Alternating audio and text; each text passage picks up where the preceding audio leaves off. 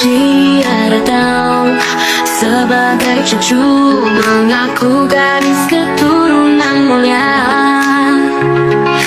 Banyak yang percaya begitu, umat digiring dalam cerita. Doktrin mereka sebar luas, merendahkan yang asli sejati. Kiai dan ulama merasa lemas, mereka bukan keturunan Nabi. Habib bukan cucu Nabi, hanya cerita yang dibungkus rapi. Kiai kita berdiri tinggi, jangan biarkan dusta ini bersemi. Dengan kekuatan ilusi, mereka coba menaklukkan hati. Tetapi kebenaran tidak mati, ketahuilah siapa asli. Kebodohan saling mengikuti diri. Saat fakta disingkirkan, umat harus berdiri lawan tipu muslihat mereka. Habib bukan cucu Nabi, hanya cerita yang dibungkus rapi. Kiai kita berdiri tinggi, jangan biarkan dusta ini bersemi.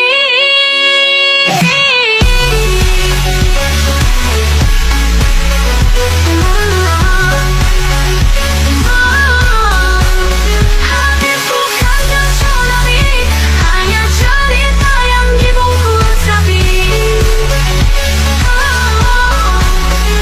Kiai kita berdiri tinggi, jangan biarkan dusta ini bersemi.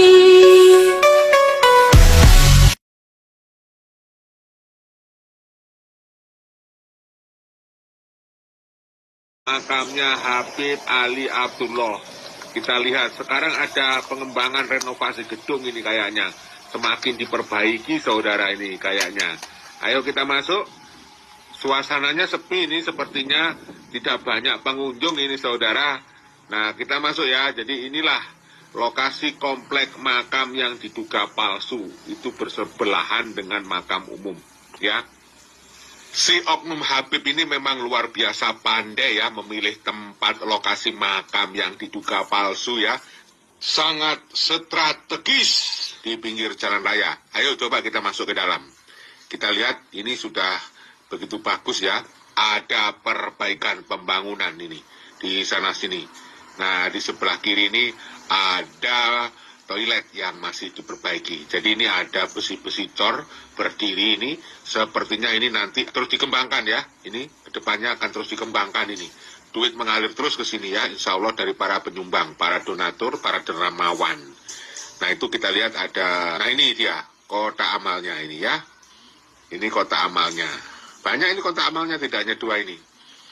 Dan itu ada pengunjung, ada peziarah dua orang perempuan ini bercadar saudaraku. Wow ya. Langsung kita tinggalkan ini musolahnya. Ini masih dalam proses perbaikan terus ini. Pasti rencananya akan dibongkar ini ya. Nah lihat kita masuk ke dalam. Ini tempat orang-orang sholat ya. Makamnya nggak di sini, itu di dalam tuh. Masuk kita ya. Dengan hasil tes DNA mereka yang bukan J1. J1 adalah kode haplogrup keturunan Nabi Muhammad Sallallahu Alaihi Wasallam. Sementara para Habib Ba'alawi ini setidaknya dari 120 orang keturunan Ba'alawi di luar Indonesia yang telah melakukan tes DNA, kebanyakan mereka adalah masuk ke dalam haplogrup G. Artinya, jangankan keturunan Nabi Muhammad, mereka keturunan Arab Musta'ribah saja ternyata bukan. Agar tidak terus menimbulkan kontroversi, maka sudah saatnya klan Ba'alawi di Indonesia juga melakukan tes DNA. Syukur-syukur tes DNA ini akan membuktikan bahwa DNA mereka memang termasuk ke dalam haplogrup J1, sehingga artinya mereka dapat dinyatakan sah sebagai juriat dari Rasulullah Sallallahu Alaihi Wasallam. Namun, jika tidak termasuk ke dalam haplogrup J1, maka sudah saatnya kita mengatakan, selesailah Habib.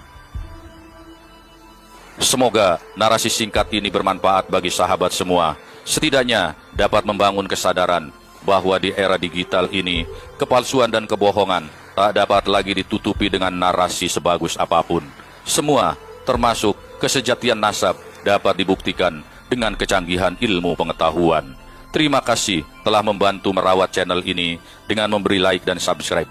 Tinggalkan atensi di kolom komentar. Sampai jumpa.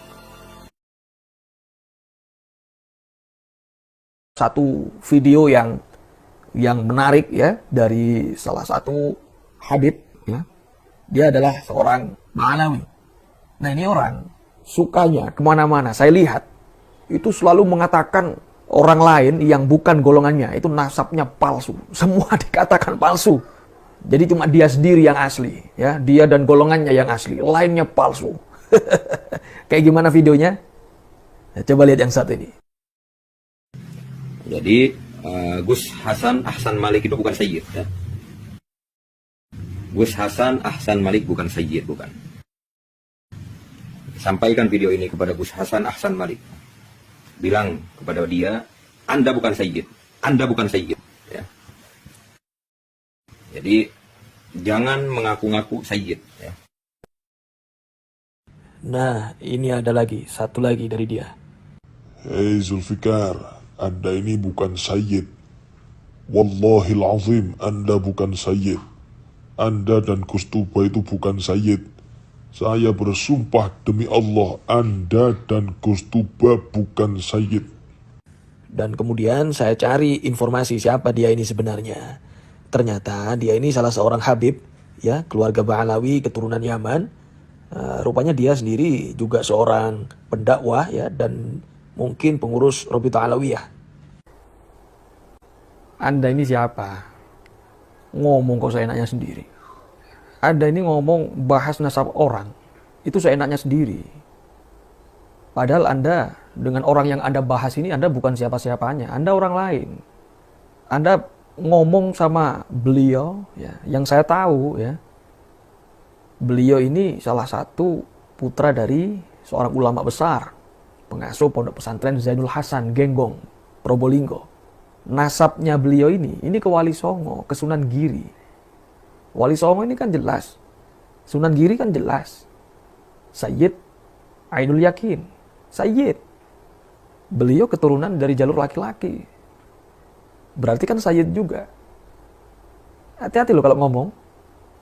Anda mengatakan nasab orang lain majhul, bukan Sayyid, palsu. Anda sudah menolak nasabnya orang lain.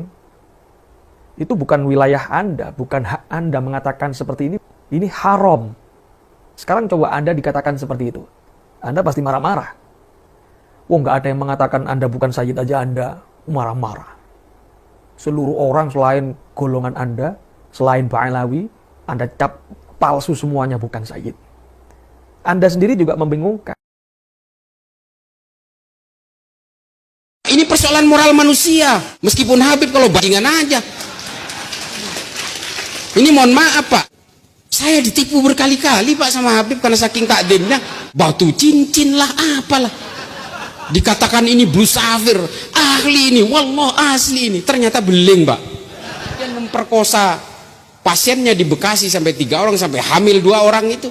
Kita mau cium tangan, justru menghancur leburkan NU dan membentuk enklav-enklav perlawanan di NU. Madura itu hancur lebur Pak hari ini NU-nya. Karena apa? Politik Pak. Mulai dari zaman Prabowo 2014, Prabowo 2019, hari ini Anies, semua dibelah-belah umat itu. Hadir ke sana Habibnya. Isinya apa? Memecah belah orang, mengkompori orang, lawan semua. Yang tidak mendukung Anies itu adalah orang kafir yang tidak setuju terhadap Islam. Itu orang gunung, orang-orang bodoh. Nggak mungkin dia itu bisa menguasai negara ini. Dan ini hari ini terjadi di negara kita. Banyak orang yang masih beranggapan kelompok radikal ini kecil. Indonesia ini nggak mungkin jadi khilafah. NKRI ini udah kuat sekuat-kuatnya. Ini kan karena framing kalian, ini bikinan polisi, ini dan sebagainya. Nggak ada di sini radikal yang mau memberontak. Jangan salah. Dulu Taliban itu seperti itu, diremehkan. Dan ketika mereka bergerak dari distrik demi distrik, satu distrik, dua distrik, tidak waktu sebentar, 23 tahun mereka baru bisa berkuasa lagi. Tahunan mereka dengan sabar melakukan itu, menggerogoti wilayah pelan-pelan. Terlambat menyadari itu. Taliban sudah dekat.